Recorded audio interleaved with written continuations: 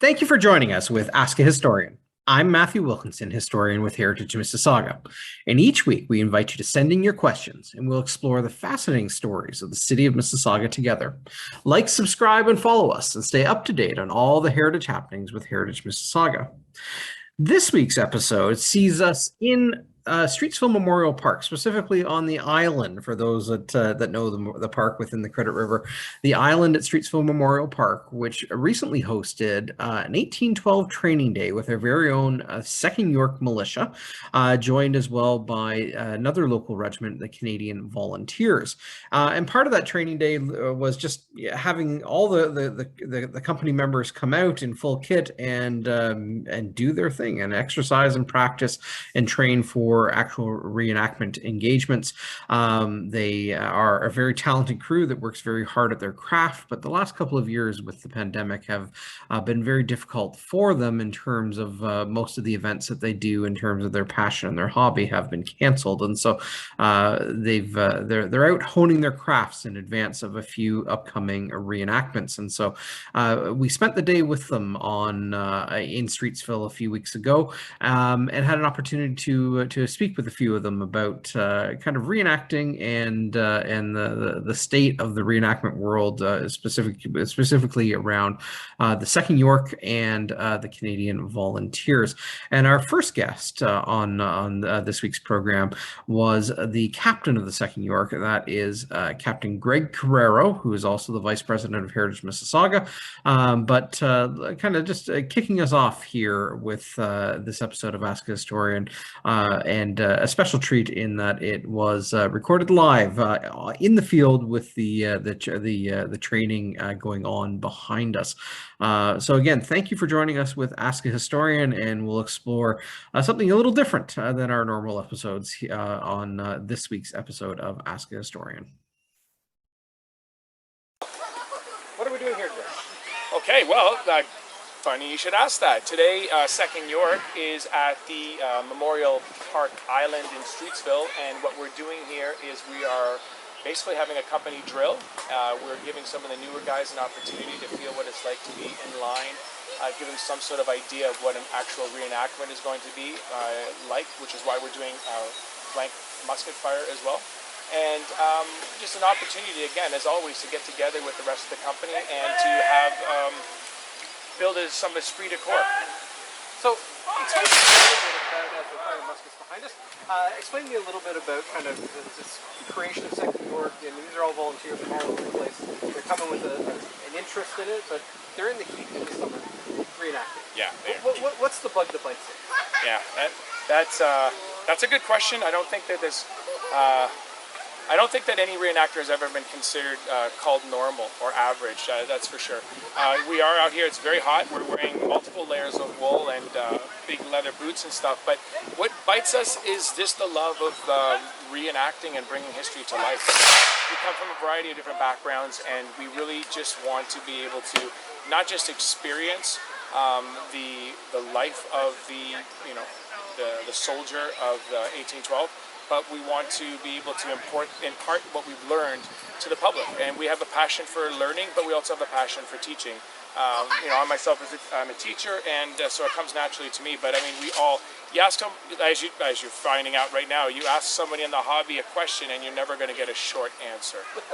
So, you have a couple of events coming up. One outside of our city in the 40-year reenactment, or the Siege of 40 Years of Stone, and then our own events in October, engagement at Bradley. Can you give us like a little bit a teaser on those? Absolutely. The Siege of Old Fort Erie is occurring the first weekend of August, and that is kind of, we call it the Super Bowl or the Grey Cup of reenactments in Ontario. And it's, it's a municipal facility. It's a rebuilt version of the original stone fort that was built in the early 1800s, and many different groups from around New York, as far south as California, and across Ontario and Quebec come out for this event. It's a 2-day event, and it basically the crowning event, the crowning glory of the event is the explosion of the one of the ramparts in the fort. I can see the twinkle in your eye. Yeah, it's a lot of TNT or whatever it is. A lot of pyrotechnics go into that point, and it's also very well supported by the public. So there's a very large audience who gathers to watch this annual event that's been going on for quite a number of years. And Bradley is something that we're going to be doing in the first weekend of October at the Bradley Museum in Clarkson here in Mississauga. It's our event, and we have been doing this up until the moment of the pandemic pause. We've been doing it as an annual event, and this year is going to be bigger and better than ever, I hope. A lot of interest. It's already become something that the community looks forward to, so it's great interaction with the public, and I encourage anybody who is in the area, in the GTA on that weekend, to come on down and to see what life, not only what life was like in Mississauga in 1812, but also to see what a battle, what a reenactment would have been like at the time. Lots of smells, lots of sounds. Lots of smells, I like that. Lots of smells, lots of sounds. And the smells you grow to love, whether it's campfires or black powder. It's just, again, that's just one of those things, one of the senses that help bring you back in time. So come back 200 years and visit us. And that's October 1st, 2nd at the Bradley Museum in Mississauga. It's called the Engagement of Bradley 1812. That's and right. Hosted by Thompson's company, which are the Captain Greg here is Thompson's company, but the units behind us with their drill.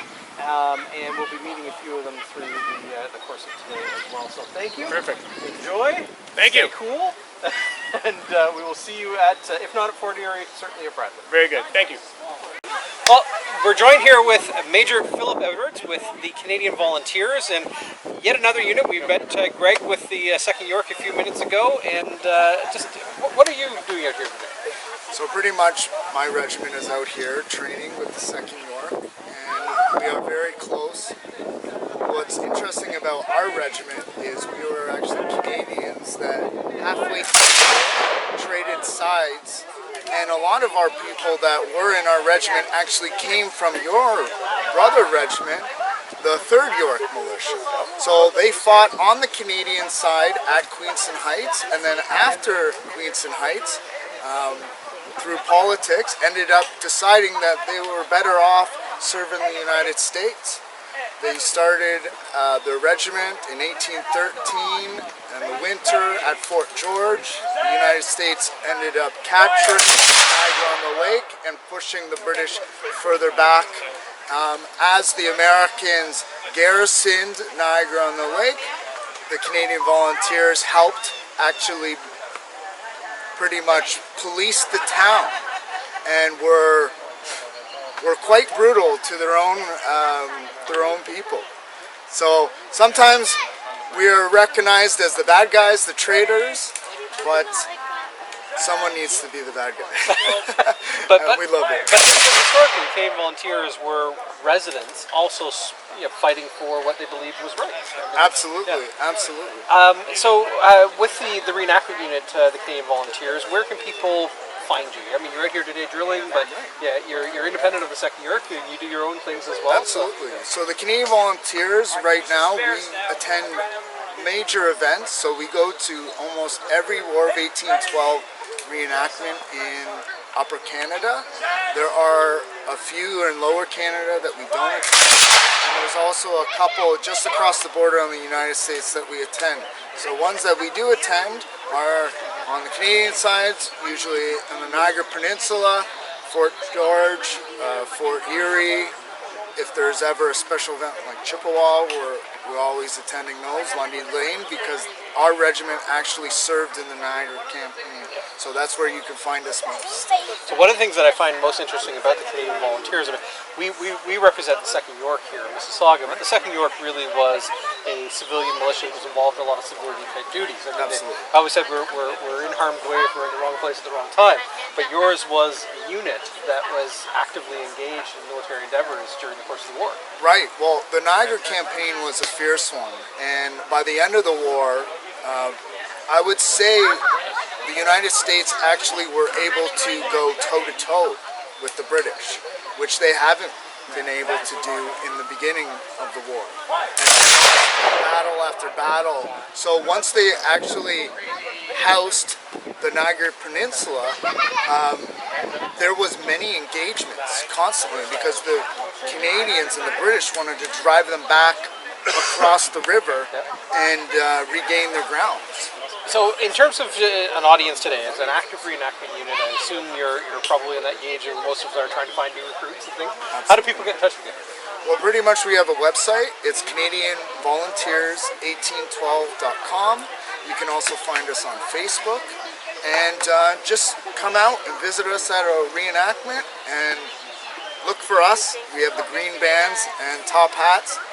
And we're always the ones getting booed on the battlefield. I was going to say, and a shameless plug to the engagement of Bradley on October 1st and 2nd. You are our resident lead American unit, and so we always look forward to having you there. So thanks so much, and best of luck this year with Thank the reenactment. You're the diz. Thank you.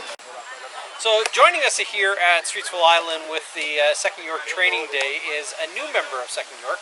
This is Laura McVeigh, and welcome to 2nd York. Nice to be here. Why? A couple of different reasons. I've been sewing for years. During the pandemic, I got more into historical sewing, like the dress I'm wearing now. It's a Regency dress. So I started looking at reenactment groups in the area that was interested in living history, and I found the 2nd York. I have a history degree, history minor from Waterloo, and I also have a background in theater, so this is just sort of a convergence of all my interests. So we're gonna have you in the theatrical realm of things too. Yeah. Okay, excellent. Yeah. Well, we do in-person events where we bring in characters from our past as well. But in terms of just what brings you in a way, makes you fascinating. I mean, like you've intersection of interest here. But there's soldiers in the field. We have encampments where things are happening in encampment. What is it that you like to do in that realm?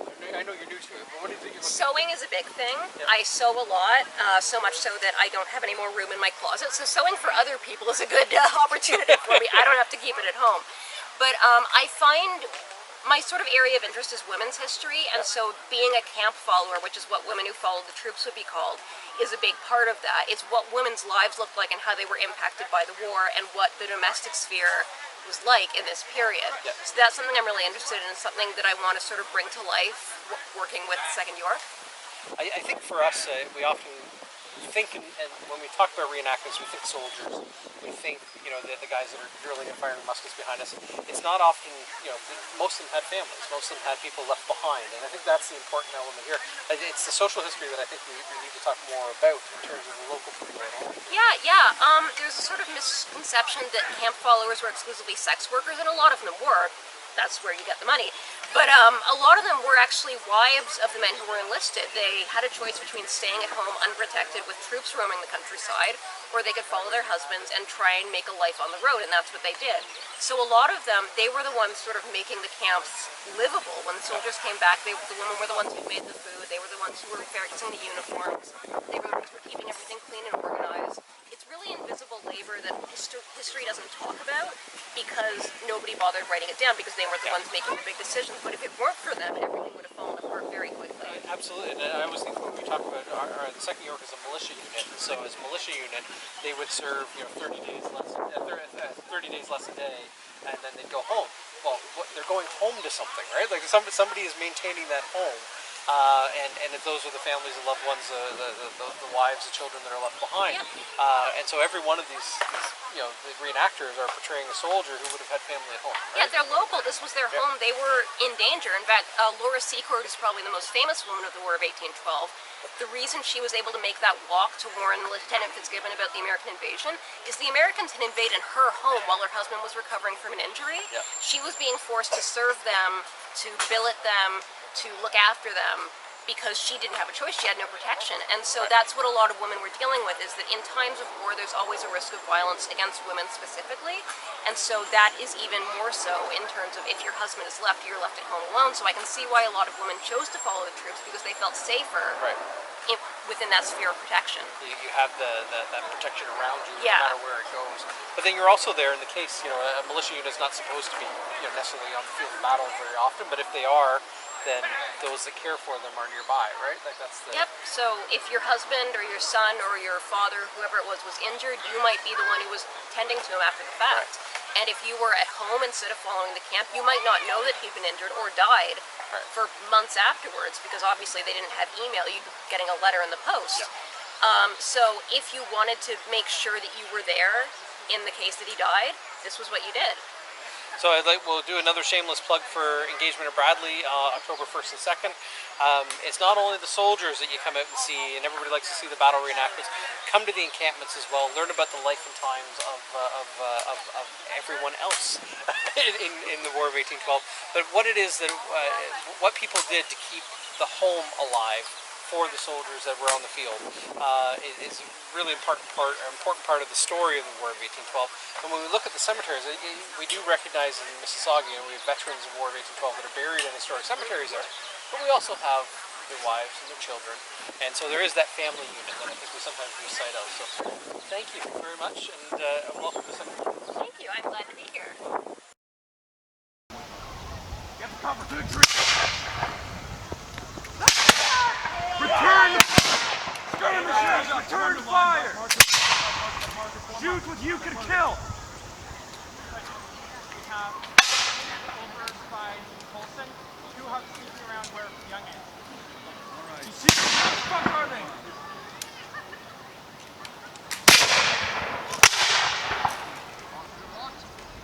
Colson, how many? I see 2. 2. Young, what do you see? 2! Oh, that's more than 2,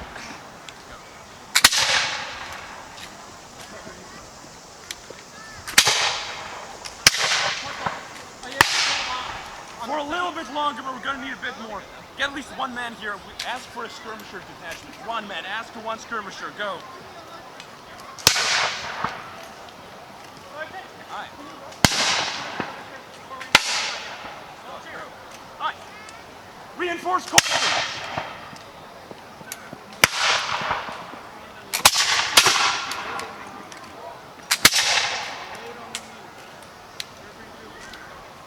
There's definitely more than 6 in that marsh.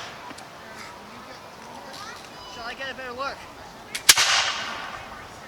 Corporal, Are you loaded? just about.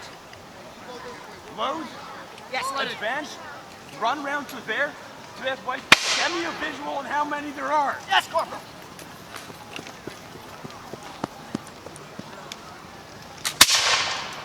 Our flank's getting turned. Young, withdraw! There's Over at least here. 3, maybe 4, Corporal. Stand 2. Corporal!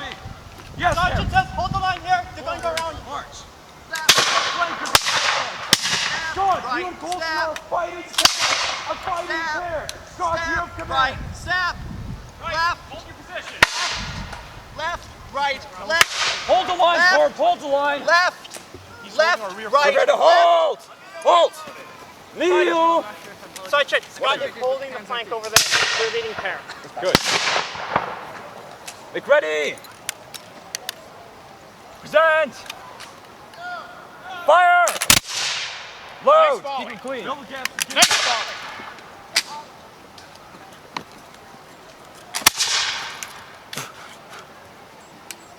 Stop. Report. Going well. Ready. Ready. Sergeant. Ready. Ready. Incline to the left. Ready. Present.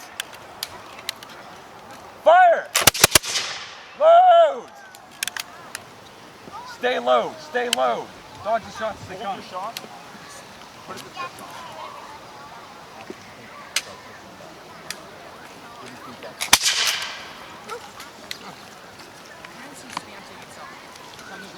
Ready. Ready? Ready.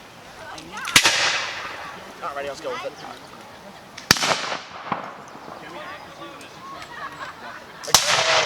Stay low. Present. Coming up. Harry, report the situation. They're moving up. Tell Corp to hold the line but start pushing, pulling back towards us to seize ground. We're going to be pushing out the next few. Tell him.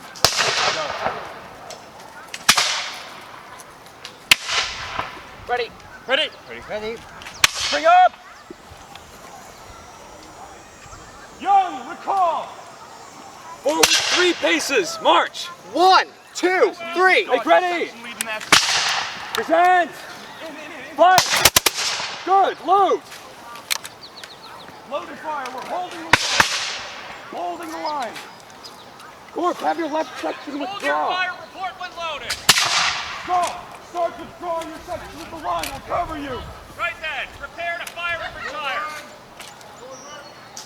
Kneel. Make ready. Present. Right. Fire. Load. What's the problem there? No spark? No spark. Reattempt. Make ready. Present. Fire. Scott, retire your section. Young, retire. Stop. Kneel. Keep off our backs. Keep off our backs. Ready? One shot only. Fire at will. Time them. Don't all spend it at the same time.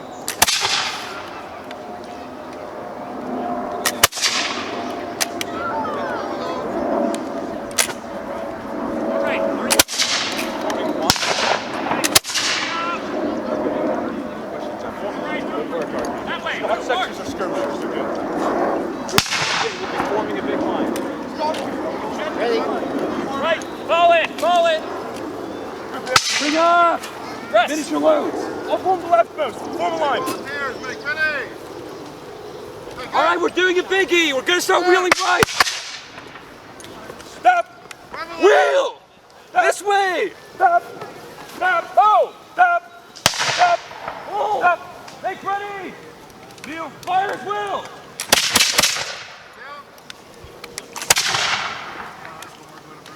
We're going to push them. We're going to hit their HQ on the right side. We're going to charge them.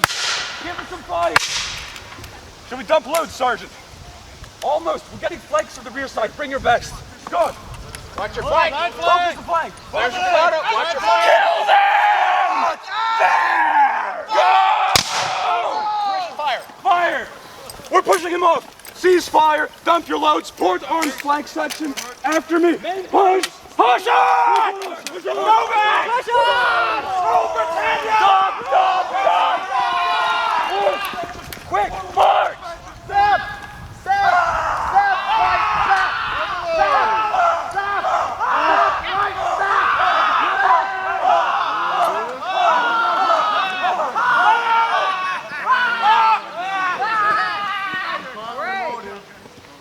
It's been an eternity and a half. You guys are great. Are we still loaded? Dump your loads. Fire in the hole! Dump your loads. Dump your loads. Dump your loads. Woo.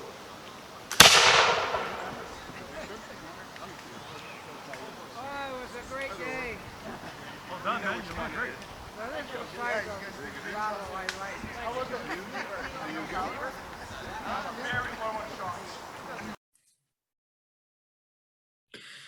Thank you for spending some time with us here at Ask a Historian. And again, we had a unique opportunity this week to connect live and in the field with members of our local 1812 reenactment companies. And just a special thanks to both the members of the 2nd York and to Phil Edwards of the Canadian Volunteers for sharing their passions, their interests, and kind of the I guess the life of a reenactor. And so we look forward to kind of exploring topics around reenactment in the weeks ahead, leading up to our own reenactment event taking place on October 1st and 2nd at the Bradley Museum, called The Engagement at Bradley 1812. But there are other reenactments happening in and around Southern Ontario, and so look forward to seeing the 2nd York in action out there in the community once again this year. So again, thank you for joining us for Ask the Historian. Keep sending in your questions and we'll explore different stories around the city of Mississauga each and every week. Like, subscribe, and follow us and stay up to date on all the heritage happenings with Heritage Mississauga. And we will see you next week with another episode of Ask a Historian.